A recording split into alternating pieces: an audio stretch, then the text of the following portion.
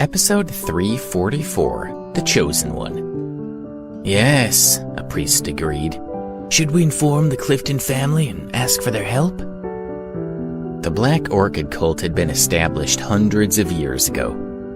At one time, there had been many branches spread throughout the continent, but now only this one branch remained.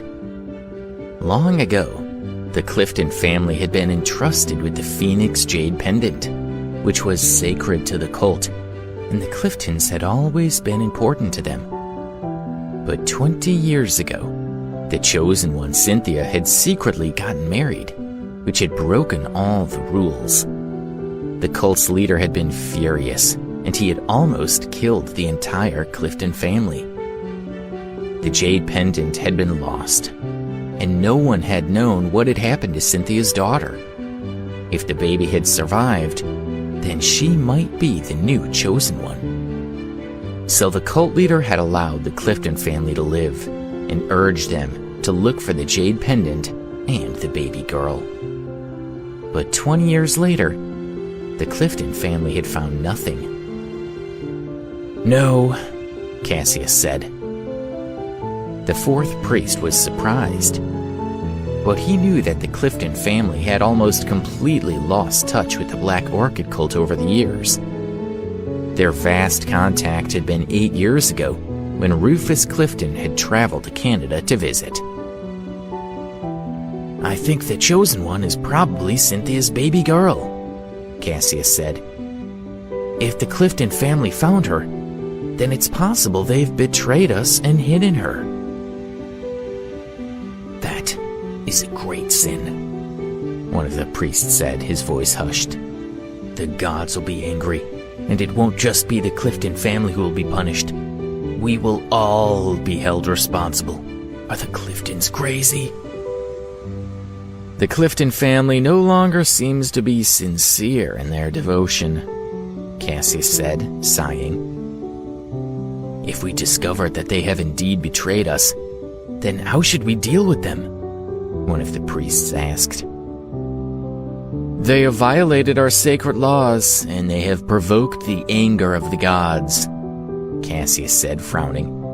"We must destroy the Clifton family to appease them." "Yes, to appease our gods," the four priests responded together.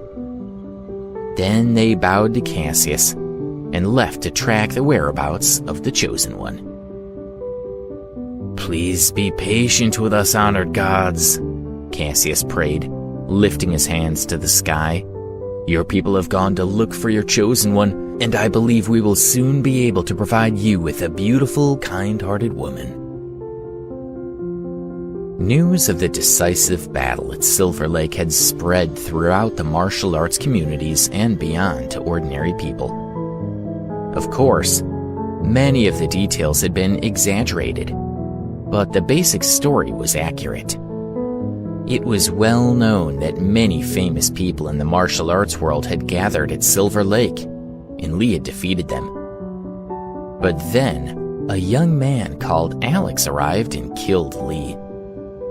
Alex's name was on the lips of many people, but no one knew what he looked like or where he'd come from. In the absence of facts, people began to invent their own theories. Some said that Alex was a descendant of a strong martial arts family, while others said he was a nomad who wandered the world. The more powerful families knew Alex was a security guard who had helped the Cliftons win their fight against the Stedman family. No matter what version of the story people heard, Alex was big news. Even the security guards and students at Johns Hopkins University were discussing the fight at Silver Lake. Of course, they didn't realize they were talking about the same Alex who was a security guard on campus. Jessup wanted to see his granddaughter. Now that the fighting was over and Alex's reputation had grown, Jessup felt secure in his position as the overlord of Baltimore's underworld. He decided to invite Alex for a celebration dinner. After all, it would be suspicious if he didn't invite him for everything Alex had done for him. And As a bonus, Jessup would be able to see his granddaughter without arousing suspicion. "Dad, is it really a good idea to host a dinner for Alex?" Rufus asked, worried about his father's plans. "Won't that draw too much attention?" "Rufus, you're being too cautious," Jessup said, smiling at him. "Relax, it's just a simple celebration. There won't be any trouble." "Yes, Dad," Rufus said, knowing he wouldn't be able to change his father's mind. Rufus made some arrangements, and then he called Alex to tell him that Jessup wanted to hold a celebration dinner the following night. All the upper-class people in Baltimore would be invited. Rufus asked him to bring Debbie with him as his girlfriend. Alex understood Jessup wanted to see Debbie, so he promised to be there.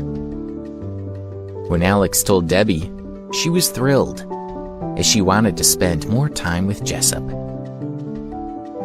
The next evening, Alex and Debbie took a taxi to the street corner where the Clifton family home was located. Callisto hadn't been invited, so she had stayed on campus.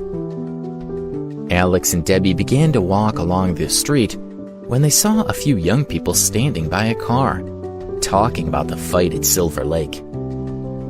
"Hey, did you hear about the meeting at Silver Lake? The Sunrise, Black Swallow, Iron Fist, and Tiger Sex were all there, but they were beaten by Lee Harshaw, and Brody Kent was killed." "Yeah, and not just Brody. Lee killed several leaders of various sects. The martial arts community was almost destroyed." "I know. The situation was really dangerous, but then a young man called Alex appeared and fought with Lee. Everyone thought Lee would destroy him, but then the unexpected happened.